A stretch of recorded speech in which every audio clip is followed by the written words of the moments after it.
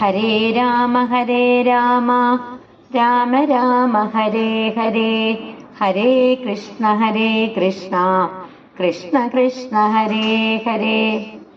ഇന്നത്തെ വിഷയം പുത്രകാമേഷ്ടി യാഗം, ദിവ്യ പായസം, ശ്രീരാമന്റെയും സഹോദരന്മാരുടെയും അവതാരം.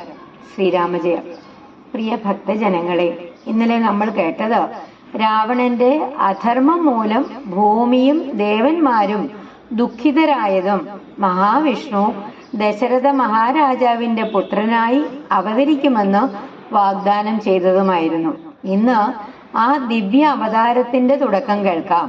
അയോധ്യയിലെ മഹാരാജാവായ ദശരഥന് 3 മഹിഷിമാരുണ്ടായിരുന്നു: കൗസല്യ, കൈകേയി, സുമിത്ര. സമ്പത്തും ഐശ്വര്യവും കീർത്തിയും എല്ലാം ഉണ്ടായിരുന്നു. എങ്കിലും അദ്ദേഹത്തിന് ഒരു കുറവുണ്ടായിരുന്നു: സന്താന ഭാഗ്യമില്ലായിരുന്നു.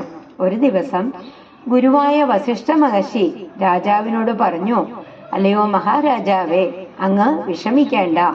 മഹാതപസ്വിയായ ഋഷ്യശൃംഗ മഹർഷിയെ വരുത്തി പുത്രകാമേഷ്ടി യാഗം നടത്തുക. ദൈവാനുഗ്രഹത്താൽ നിങ്ങൾക്ക് പുത്രന്മാർ ജനിക്കും. ദശരഥൻ അതിയായ സന്തോഷത്തോടെ ഋഷ്യശൃംഗ മഹർഷിയെ ക്ഷണിച്ചു. അയോധ്യ മുഴുവൻ യാഗത്തിനായിട്ട് ഒരുങ്ങി. വേദമന്ത്രങ്ങളൊക്കെ മുഴങ്ങി ഋഷിമാർ യാഗത്തിൽ പങ്കെടുത്തു. രാജാവും രാജ്ഞിമാരും ഭക്തിപൂർവം യാഗത്തിൽ പങ്കാളികളായി. യാഗം പൂർത്തിയായപ്പോൾ അഗ്നിദേവൻ യാഗകുണ്ഡത്തിൽ നിന്ന് പ്രത്യക്ഷനായി. അദ്ദേഹത്തിന്റെ കയ്യിൽ സ്വർണപാത്രത്തിൽ ദിവ്യമായ പായസമുണ്ടായിരുന്നു.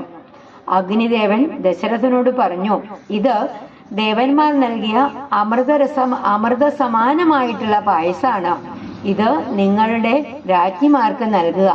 നിങ്ങൾക്ക് ദിവ്യപുത്രന്മാർ ജനിക്കും.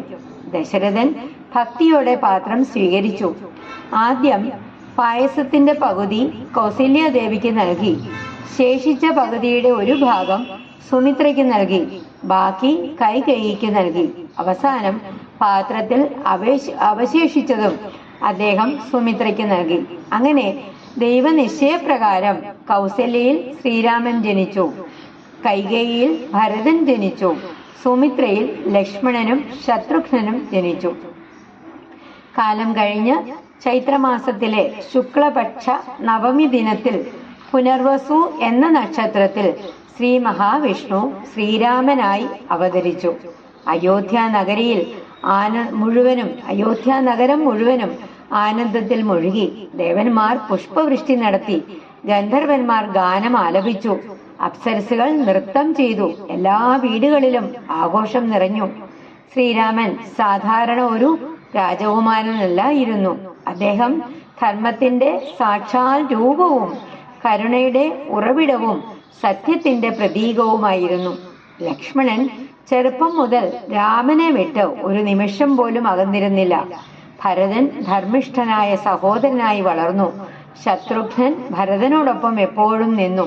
അവർ 4 സഹോദരന്മാരും ഗുരു വസിഷ്ഠന്റെ കീഴിൽ വേദങ്ങളും ശാസ്ത്രങ്ങളും ധനുർവിദ്യയും രാജധർമ്മവും അഭ്യസിച്ചു. അവർ വിനയത്തിലും സേവനത്തിലും മാതൃകകളായിട്ട് വളർന്നു. ഇന്നത്തെ ആത്മീയ സന്ദേശം: ദൈവത്തിന്റെ അനുഗ്രഹം ലഭിക്കാൻ ക്ഷമയും വിശ്വാസവും പ്രാർത്ഥനയും ആവശ്യമാണ്. ദശരഥൻ നിരാശനായില്ല. ഗുരുവിന്റെ ഉപദേശം അനുസരിച്ച് അദ്ദേഹം യാഗം നടത്തി. ശരിയായ സമയത്ത് ഭഗവാൻ അനുഗ്രഹിച്ചു.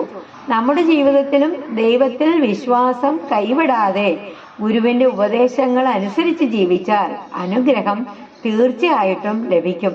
ഹേ ശ്രീരാമ, ഞങ്ങളുടെ ജീവിതത്തിലും സത്യവും ധർമ്മവും ഭക്തിയും വളർത്തേണമേ. ഞങ്ങളുടെ കുടുംബത്തിൽ ഐക്യവും സമാധാനവും നിറയട്ടെ.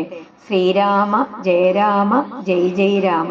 നാളെ നമ്മൾക്ക് വിശ്വാമിത്ര മഹർഷിയുടെ വരവ്, ശ്രീരാമ ലക്ഷ്മണന്മാർ യാഗരക്ഷയ്ക്കായി പുറപ്പെടുന്നതും താടകവധവും കേൾക്കാം. ഹരേ രാമ രാമ രാമ ഹരേ ഹരേ, ഹരേ കൃഷ്ണ കൃഷ്ണ കൃഷ്ണ ഹരേ ഹരേ. ശ്രീ ഗുരുവായൂരപ്പാ ശരണം.